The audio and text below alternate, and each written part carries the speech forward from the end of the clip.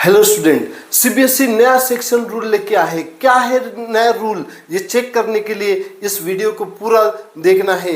Section rule में क्या क्या चेंजेस किए गए हैं सीबीएसई के द्वारा, इसके एक एक आप रूल्स देखोगे और कहाँ पे आपको सही आंसर पे भी 0 मार्क्स दे सकता है, इस पे भी क्यूरियस रहना है। मैं Vinod sir perfect math solution में आपका स्वागत करता हूँ। स्टूडेंट, सेक्शन रूल सीबीएसई नया अपडेशन लाया है। स्टूडेंट की कहीं मिस्टेक नहीं हो जाए या कॉपी चेकिंग में कहीं मिस्टेक नहीं हो जाए, इसलिए ये सेक्शन रूल लेके आया है। ओके, तो स्टूडेंट इस सेक्शन रूल को आप बराबर समझना है। सेक्शन रूल क्या है?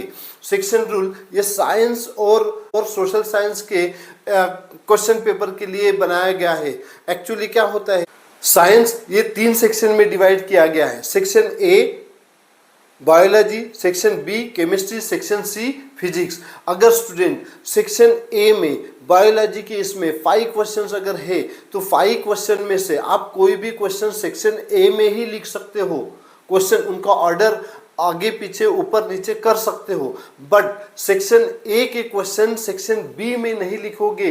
बायोलॉजी के क्वेश्चन सेक्शन बी केमिस्ट्री में नहीं लिख सकते हो या फिजिक्स में नहीं लिख सकते हो। अगर आपने ऐसा किया तो आपका आंसर सही होने के बावजूद भी 0 मार्क्स देगा, ऐसा सीबीएसई बोल रहा है। ओके, ये नया रूल लाया है सीबीएसई ने, क्योंकि कॉपी चेकिंग करने में कोई भी मिस्टेक नहीं होना चाहिए, इसलिए सीबीएसई ये रूल लेके आया है। ओके, तो स्टूडेंट जैसे केमिस्ट्री का सेक्शन बी है, सेक्शन बी के सारे क्वेश्चन सेक्शन बी में होना चाहिए। चाहो जो क्वेश्चन आपको पहले आता है उसको सॉल्व करो, बाद में आगे मतलब क्वेश्चन को ऊपर नीचे आगे पीछे कर सकते हो, बट सेक्शन चेंज नहीं होना चाहिए। सेम थिंग सोशल साइंस में भी ऐसे ही करना है। क्लास 10th और 12th के लिए सोशल साइंस में सोशल साइंस ये 4 सेक्शन में डिवाइड किया है। कौन से?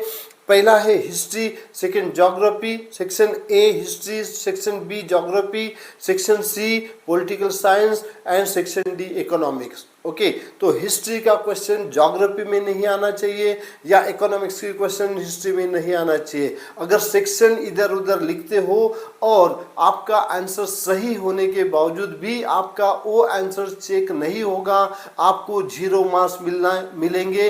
इससे बचने के लिए आपको सेक्शन वाइज क्वेश्चन सॉल्व करना है। ठीक है, अगर मान लो कि इसमें अगर आप थोड़ी भी मिस्टेक कर दी कि मुझे ये क्वेश्चन बाद में आएगा तो मैं बाद में लिखूंगा, पर उसमें जगह ही नहीं बची, तो आप वो क्वेश्चन सेक्शन ए का क्वेश्चन सेक्शन बी मतलब बायोलॉजी का क्वेश्चन सेक्शन सी में अगर लिखते हो या सेक्शन बी में लिखते हो तो आपका आंसर 0 हो जाएगा, आपका आंसर रॉन्ग हो जाएगा। उसको सही जवाब होने के बावजूद भी आपको 0 मार्क्स मिलेंगे।